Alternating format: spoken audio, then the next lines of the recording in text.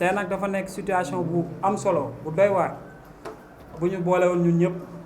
ñun ñi bokk République des Valeurs ndax xam ngeen ne solos parti politique mooy défendre askan mooy défendre intérêt collectif. dafa am nag lu xew loo xam ne dañ koy ñaawlu lool mooy découpage administratif bi ñu wax d'abord muy loo xam ne dañ ko ñaawlu parce que warul nekk loo xam ne dafa war a jóge ci politique conjoncturelle dafa war a nekk loo xam ne dafa war a jóge ci politique structurelle. Président waru ko décider pour satisfaire vraiment ay besoins yoo xam ne gagner élection pour ne pas dire électoraliste. dafa war a nekk loo xam ne pour njariñu askan bi déjà foofu la ñuy njëkk a ñaawlu ñu bàyyi ba nga xam ne élection yaa ngi des 6 mois wala 8 mois wala 9 mois ñu ne nañu dogatee communes yi nañu revoiraat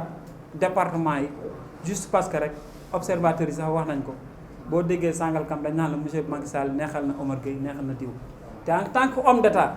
président Macky Sall warul woon nekk koo xam ne day défendre intérêt parti. En tant que homme d'état président Macky Sall surtout Sénégal nga xam ne dañ ne le président qui définit la politique de la nation dafa waroon nekk koo xam ne visionnaire la nekk un homme d'état te dañ seetlu boobu ba léegi on a un président boo xam ne homme politique la saa yu décidé dara saa yu tëralee dara c'est conformément aux intérêts de son parti. Je parle même pas de coalition de APR donc looloo tax ñu ñaawlu loolu d'abord. Découpage bi nag man daf may wax keroog conférence de Berlin la ma fàttali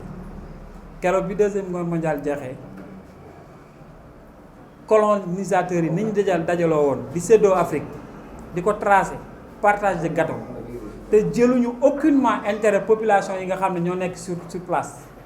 loolu la may fàttali. Président Macky Sall mu ngi jëm ci découpage boo xam ne amul benn yoon bu mu interpellé wala mu def sondage wala mu xool bëgg-bëgg askan bi nga nekk xam ne ñoo nekk ci sur place donc ñu doon loo xam ne dañ koy ñaawlu bu doon ci chef de parti la jógee ñu mën a wax mais un homme boo xam ne comme président Macky Sall nga xam ne homme d'état la war woon comporté wu noonu ñu koy ñaawlu nag. ñun Pikine li ñu gën a concerné li ñu gën a yitteel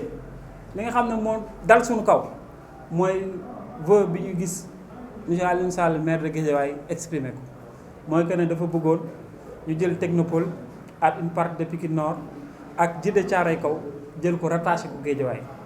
boo xoolee Djiddah Thiaroye Kaw ak boo xoolee Pikine Nord ak Pikine Ouest rek 650 hectares la technopole mu doon lu am solo ak Pikine Nord lycée de Pikine bi fi mu nekk loolu rek wane na boppam lycée de Pikine ak tribunal bi foofu yëpp mu ne nañ ko rattaché pourquoi parce que nee na Guédiawaye école boobu ñoom seen xaalis moo fay dem bu ñuy dimbali moom mooy leen dimbali kon léegi dañ ko war a dagg yóbbu ko Guédiawaye ñu koy wax nag gis nga olof dafay wax ne rafetu baaraam taxut a ratt bay jàmbur bu bëggee ba ne day defal ville de Pikine mais na xam ne moom moo defal lycée de Pikine mais cela ne fait pas pour autant que ñu war a jël une partie de Pikine noonu rattaché ko Guédiawaye loolu nag ñu koy ñaawlu trop. beneen bi muy Djiddah Thiaroye Kaw dañ bëgg a jël marché bu bees ak une partie de Aïnou Mady marché bu bees sax moo leen gën a ñor parce que nee na amul recette Guédiawaye amul recette propre yu doy léegi kon recette propre bu Pikine la ñu war a jël nangu ko jox ko Guédiawaye mel ni comme si dañ nekk Pikine dañ nekk citoyen seconde zone donc ñu koy ñaawlu trop nag bu ngeen gisee ni may waxee du rek déclaration Aliou Sall moo ñu ñor déedéet ñun président Macky Sall lañ bëgg a interpeller parce que décret bi du Aliou Sall moo koy jël président Macky Sall mooy jël décret bi buy am donc ñu koy interpeller nag ñun waa Pikine taxaw nañ pour li ñu reste ak ñeew ci dignité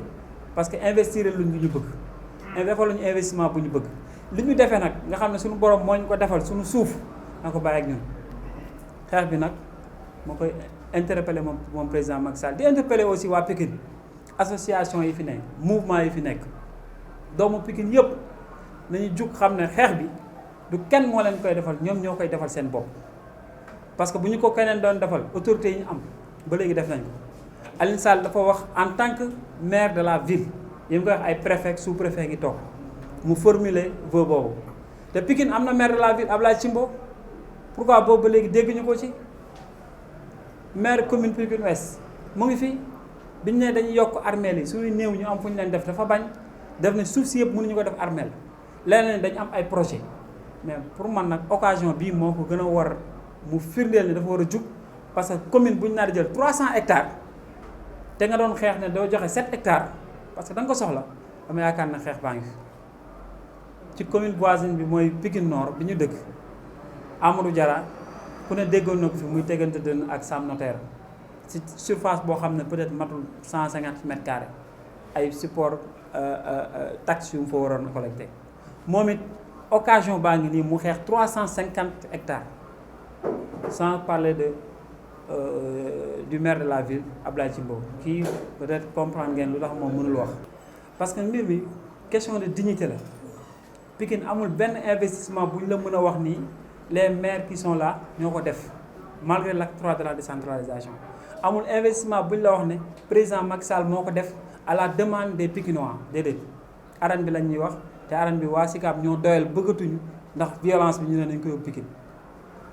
amul benn programme bu dëgg-dëgg bu ñu la wax li ñu dese woon rek mooy ñu deseel ñu li nga xam ne mooy suñu patrimoine que ça soit foncier wala leneen ak leneen ñu bàyyi ko pour ëllëg doomu Pikine bu ñu màggee mun ci jariñ donc bu ñu demee ba nu toroxal noonu nag dañuy xeex lii début la dañuy woo opinion nationale internationale pour ñu interpeller waale aussi président Macky Sall parce que xëy na nii dinañ jot ci moom. Amadou Diarra dem bi mu dem APR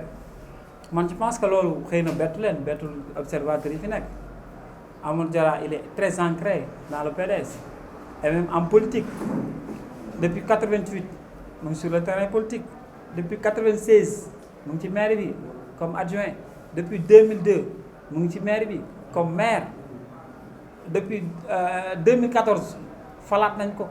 donc kooku ak expérience politique yëpp bi mu am yëpp bu xaaree ba élection yi de 6 mois 8 mois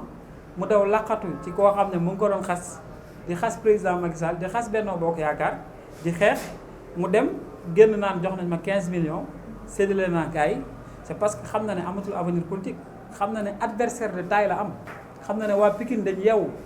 pour faire face pour changer ko moom ak ñi mel ni ñoom donc comme day dem nag vraiment mu dem ak sérité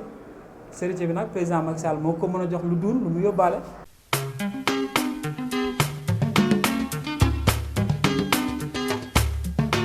Walu walu